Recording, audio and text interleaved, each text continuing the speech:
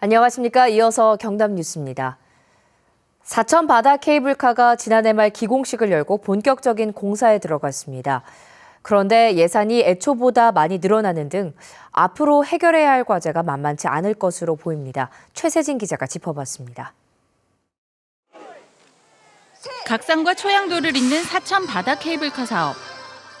대방 정류장에서 초양 정류장, 각산 정류장까지 2.43km 길이로 사천시는 다음 달부터 본격적인 공사에 착수합니다. 하지만 앞으로도 넘어야 할 산이 많습니다. 케이블카 예산은 660억 원, 애초 계획보다 2배 이상 늘었습니다.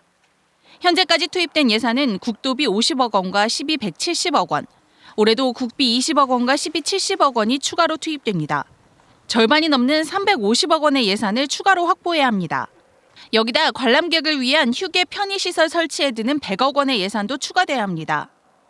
우선 우리 재정 사업으로 시가 예산으로 660억 정도를 들여서 케이블카에 관련된 기본 시설을 합니다. 민자든지 국고든지 더 예산을 확보해서 2배 이상 불어난 예산만큼 추익이 창출될 것인지도 문제입니다. 통영 케이블카의 성공으로 여러 자치단체에서 경쟁적으로 케이블카 설치를 추진하고 있기 때문입니다. 통영, 여수, 해남 케이블카가 운행 중이고 거제 학동 케이블카와 하동 금오산 케이블카 등이 설치를 추진하고 있습니다.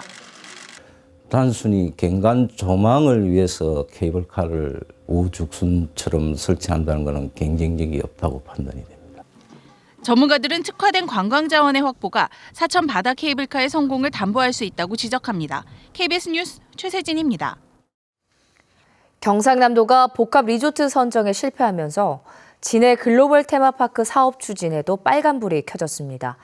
카지노 유치가 사실상 어려워지면서 사업 방향에 대한 수정이 불가피해 보입니다. 김현수 기자입니다.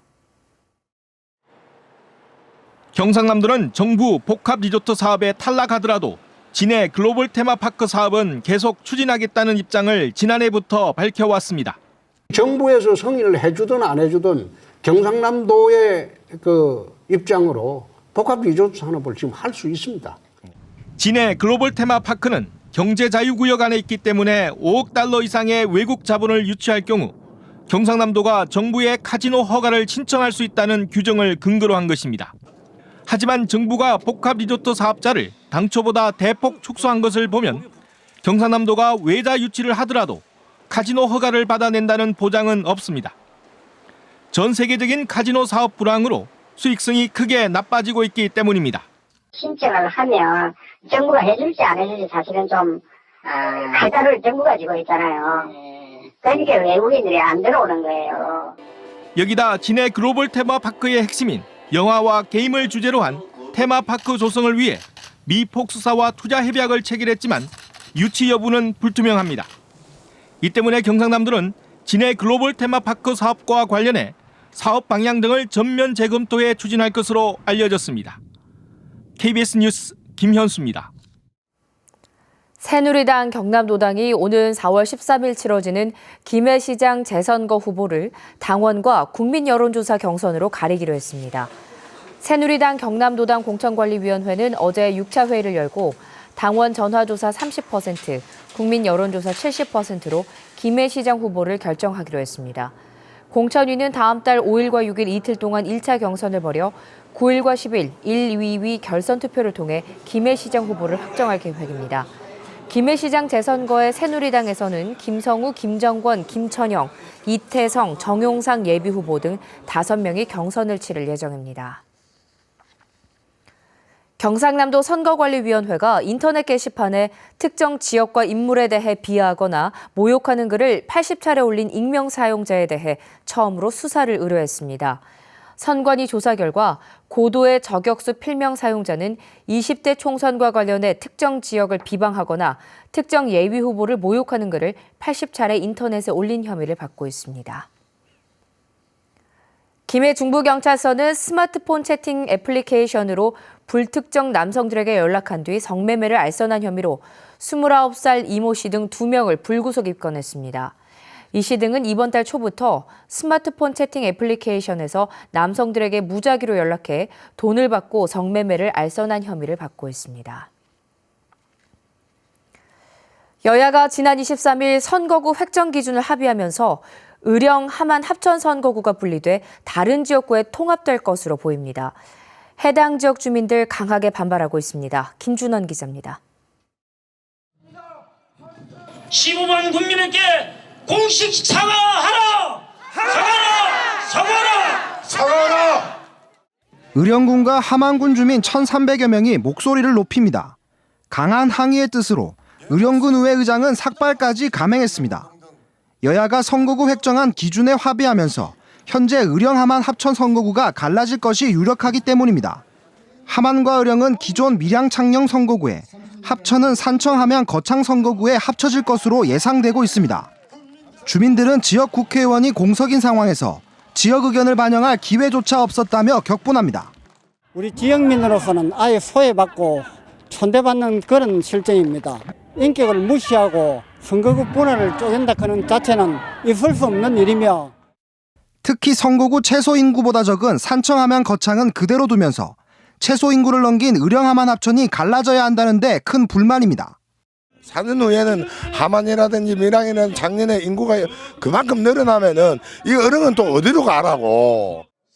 또 지역 정서가 다른 지역끼리 통합됐다며 의령 함안 합천 분리가 확정되면 총선을 거부하겠다고 결의했습니다.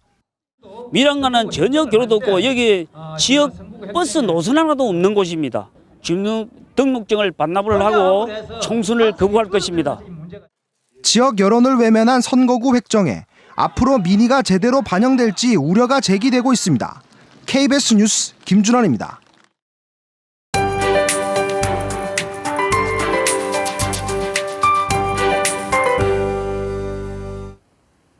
요즘 비 소식이 잦습니다. 지금도 기압골의 영향을 받고 있고요. 눈 또는 비가 내리는 곳이 많은데요. 아침 중에는 대부분 그치겠고 양도 많지는 않겠습니다. 낮 동안에는 야외 활동하기 무난하겠고요. 내일 새벽부터 다시 비가 지나겠습니다. 종일 내릴 것으로 예상되니까요. 휴대하기 쉬운 작은 우산 하나 챙기시기 바랍니다.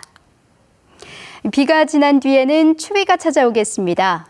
월요일과 화요일 예년 기온을 밑돌겠고 다음 주 중반부터 기온은 오름세를 보이겠습니다. 지금도 구름량은 가득합니다. 여기에 짙은 안개가 낀 곳도 많아 시정 상황이 좋지 못한 점 염두에 두셔야겠고요. 미세먼지 농도는 나쁨 수준까지 오르겠습니다. 오늘 아침 어제와 비교하면 5, 6도가량 높게 시작합니다. 창원 5도, 함안은 0도로 출발해 한낮에는 14도 안팎까지 오르겠습니다. 이번 주 들어 가장 포근할 것으로 예상됩니다. 서부 지역은 남해가 9도로 시작합니다. 어제 최고 기온과 비슷한 모습이고요. 한낮에는 산청 12도, 거창은 11도로 내륙을 중심으로 일교차가 크게 벌어지겠습니다. 해상의 물결은 먼바다를 중심으로 최고 2.5m로 일겠습니다. 또 동해상에는 돌풍을 동반한 천둥 번개가 치는 곳이 있겠습니다. 기상정보였습니다. 경남 독립운동연구소 정재상 소장은 국가기록원에 소장 중인 조선 총독부 문서 폭도에 관한 편책 경남경찰부장의 보고서에서 산청 출신 항일투사 91명에 관한 인적사항을 확인했다고 밝혔습니다. 이들 항일투사는 주로 삼장면과 시천면 주민들로 산청 출신 경남창의대장 박동희 휘하에서 1907년 초부터 2년 동안 영호남을 넘나들며 무장투쟁을 벌였습니다. 경남 지역 변호사 42명이 대한변호사협회가 새누리당의 요청으로 테러 방지 법안 검토 의견서를 제출한 데 유감과 우려를 나타냈습니다.